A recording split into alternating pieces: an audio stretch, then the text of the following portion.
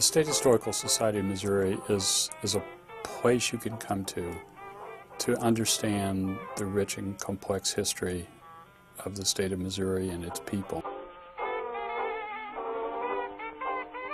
The art collection plays a major role because art is a kind of document.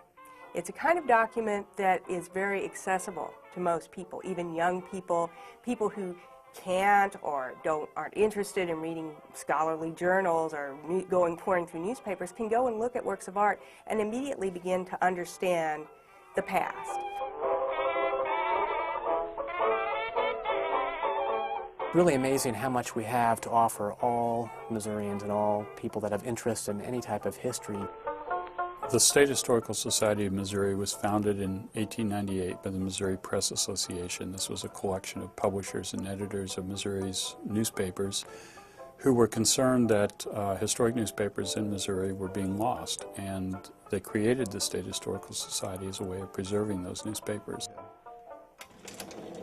We have more than 52,000 reels of microfilm, thousands of titles, many of which are newspapers that haven't existed for maybe a century, that were published in towns that no longer exist.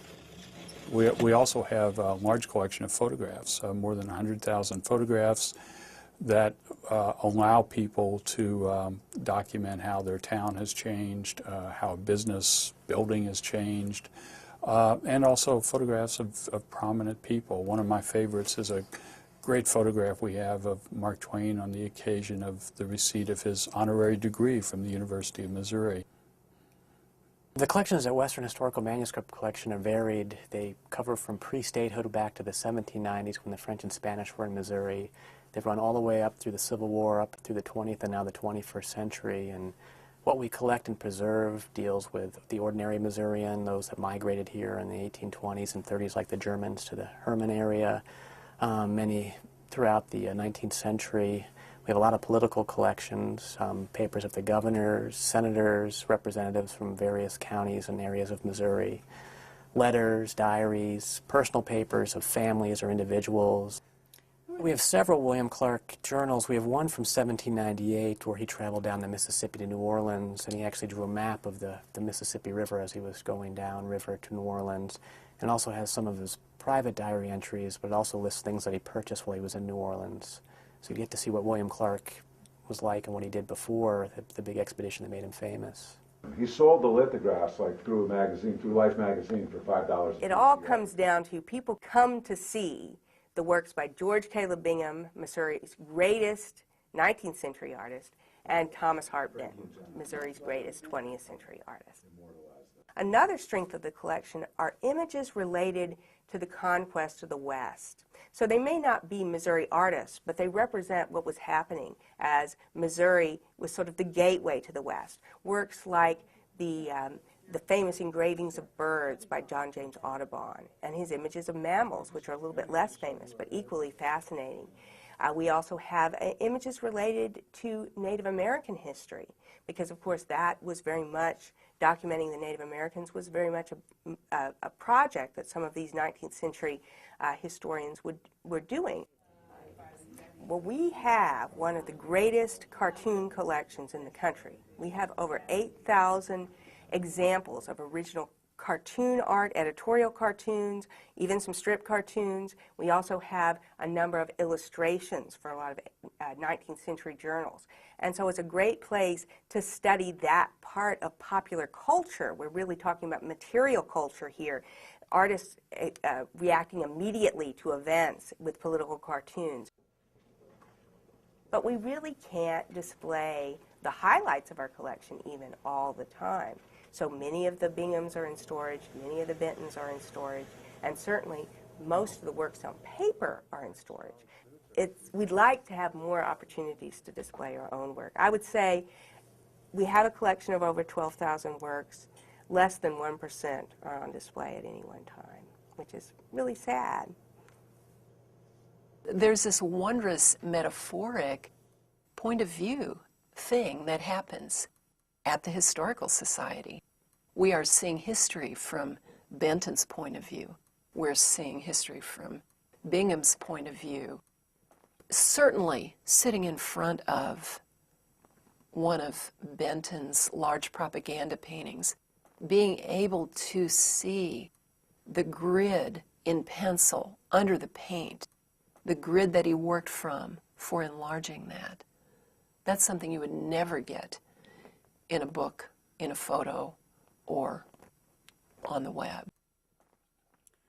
We had spent time with calligraphy, and it was wonderful as an art teacher for them to view a set of documents from a time period where handwriting was an art form. I can't imagine being a historian or being a writer and not having this facility with which to work, to come in here and be able to get almost every detail, or at least a lead that I can follow up, maybe back in the stacks, 25-year deals. I was reading this thing and it said some team, I've forgotten the name of the team, defeated the other team in a world record softball game. They'd played 322 innings in 19 hours at Fayette in 1938. So I thought, well, I'll check this out. And I go to the Fayette paper, and lo and behold, here's the whole story. Both pitchers went the entire distance, 322 innings. And the only reason they quit was because they all had to go to a wedding reception that night. But anyway, two of those people were still alive. One of them I couldn't make contact with, but the other one was a retired mail carrier in Fayette. So I got a great story about him and the McMillan family, which is well known over there. We have a huge range of users. They range from the scholar, historians, genealogists, local historians. We also have college students, professors, and we're also, I should mention, the State Office for National History Day in Missouri, which is a program for students 6th grade through 12th grade, where they do a year-long project, either an exhibit, documentary, PowerPoint presentation, or a performance, and so we get a lot of different students that come in throughout every year. One of the great outreach tools that the State Historical Society has is a scholarly journal called the Missouri Historical Review. We've been publishing that journal since 1906. It's more than 100 years old. Just a wide array of articles which, though they are scholarly and well documented, they're also written in a style that makes them available and readable to the non-historian. The State Historical Society has a program through which it provides speakers to non-for-profit adult groups throughout the state of Missouri. Funding is limited. Funding is never matches the demand, but we have been able to provide over the last few years hundreds of speakers on hundreds of different topics to virtually every part of the state, and it's something that is very much needed because, again, many of these communities simply cannot afford to bring in scholars, especially to rural small communities in various parts of the state. When the springtime comes, gentle Annie. The Society's Mohip Theater is a very new creation. It's our effort to try to take Missouri history to different audiences through a new venue. Primarily, the Mohip Theater has presented plays in Reader's Theater formats on topics that have to do with significant issues in Missouri history. Mohip Theater is indicative of our commitment to continually try to reach new audiences and to excite people about Missouri history.